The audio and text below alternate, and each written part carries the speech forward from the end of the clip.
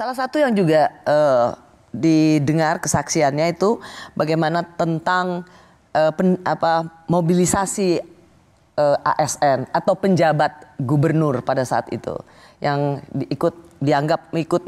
diperintahkan untuk memenangkan paslon 02. Apa pandangan Prof. Jimli soal ini? Nah iya, jadi kan saya selalu bilang Indonesia ini kan institusi politiknya belum kuat, budaya feodalnya masih terlalu dominan. Nah itu akibatnya itu yang namanya pusat kekuasaan itu akan mempengaruhi sikap representasi politik, gitu loh.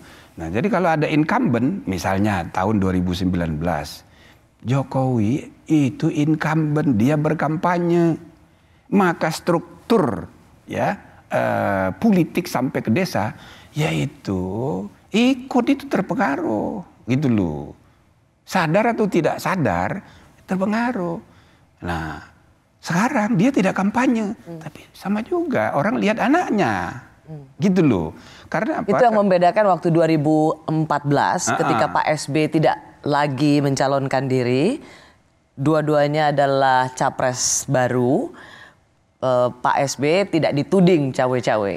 Sementara 2024 ini masih ada nama Pak Presiden yang dalam sengketa Pilpres ini dianggap ikut. Dianggap ikut karena ada faktor Gibran. Jadi Gibran efek ini sangat menentukan juga. Tapi itu juga sebabnya orang jadi marah kan. Kan sekarang ini yang memutuskan siapa cawapres itu kan dinamika politik internal partai koalisi. Prabowo yang memutus. Tapi yang dimarahin orang Presiden Jokowi. Padahal dia, ya kan, orang berharap dia mesti larang dong anaknya, kan gitu. Jadi kita nggak usah terlalu serius juga ini. Ada aturannya. Sama kayak gubernur, kepala daerah PLT. Apa ya? Itu yang mau saya tanyakan pada Prof. Jimli. Soal penjabat gubernur yang dianggap ditunjuk karena memiliki tanggung jawab memenangkan paslon tertentu. Ya kan? Seberapa besar ini bisa dibuktikan? Jadi ini kan soal ilmu cocokologi, kiralogi, cocokologi. Kan sudah ada aturan undang-undang yang menyebut bahwa pemilu harus serentak. Kedua, diatur di undang-undang bahwa kepala daerah itu yang sekian tahun kemudian bukan diperpanjang masa jabatannya, diperpendek sehingga 2023. Tahun ini semuanya pilkada serentak. Nah, tiba-tiba ada urusannya dengan Pilpres yang seru ini. Ada Oke, sebentar. Jadi itu adalah penjabat gubernur itu sebagai salah satu konsekuensi hukum dari pilkada serentak. Tetapi soal penunjukan penjabat gubernur itu yang dianggap sesuai selera dari pemerintah untuk memenangkan paslon tertentu.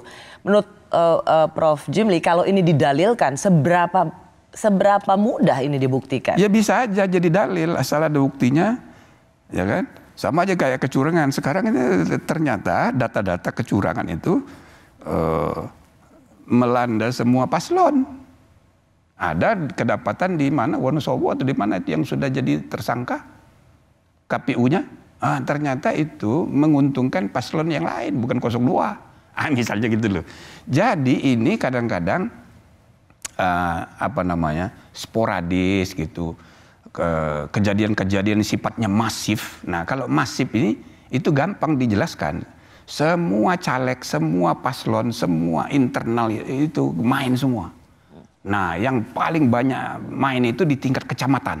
Oh di mana-mana. Bahkan DPD juga begitu.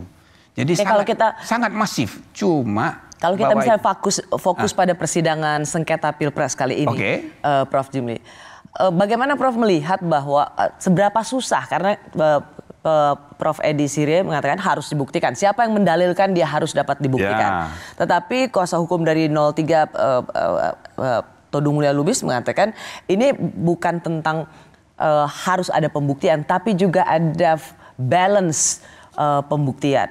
Gimana sebenarnya menitik beratkan dua kutub yang menitik beratkan konteks ini? Jadi ada pembuktian, ada kontrabukti. Jadi balance, memang betul harus begitu. Dan dua-dua perspektif itu merasa benar sendiri-sendiri. Nanti hakim akan menilainya. Kalau kubu satu lebih meyakinkan, tentu yang kubu satu yang diambil oleh para hakim. Kalimatnya begini kira-kira yang hari ini kita dengar.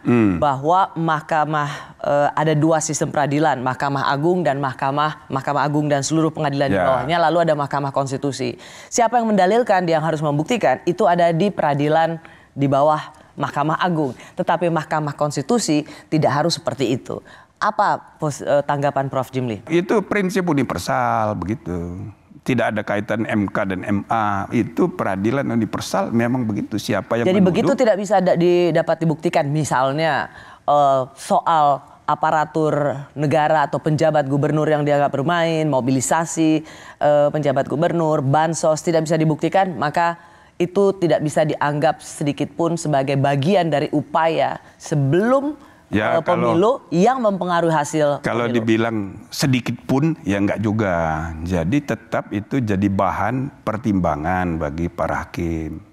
Tapi ya untuk kelas pilpres, sengketa pilpres itu memang repot membuktikannya. Yang jauh lebih mudah untuk melihat TSM itu kalau tingkat kepala daerah, terutama bupati yang incumbent, itu jauh lebih mudah. Untuk dan pilpres. Sudah banyak kasusnya. Tapi untuk pilpres itu kan namanya terstruktur dan sistematis itu kan harus nasional. Nah itu yang repot, berat gitu. Makanya dalam setiap kali gugatan sengketa pemilu soal TSM ini selalu pemohonnya kalah. Kebetulan baru 2 kali pula. Kan 2004 sekali itu antara kubu nomor 2 dan nomor 3. Waktu itu Megawati dengan Wiranto. Kemudian yang kedua itu 2014 ya. 2014, 2019 juga. Oh ya 2009, berarti ini yang keempat. Ya. Jadi baru 4 kali. Jadi mungkin kalau udah sering nanti ada itu. Belajar dari selama kelemahan-kelemahan selama ini. Baik, Prof, saya mau masuk soal akademisi hingga ratusan seniman mengajukan amicus curiae sebagai bagian dari ikut memberikan dukungan kepada Mahkamah Konstitusi. Seberapa besar sesungguhnya dukungan ini?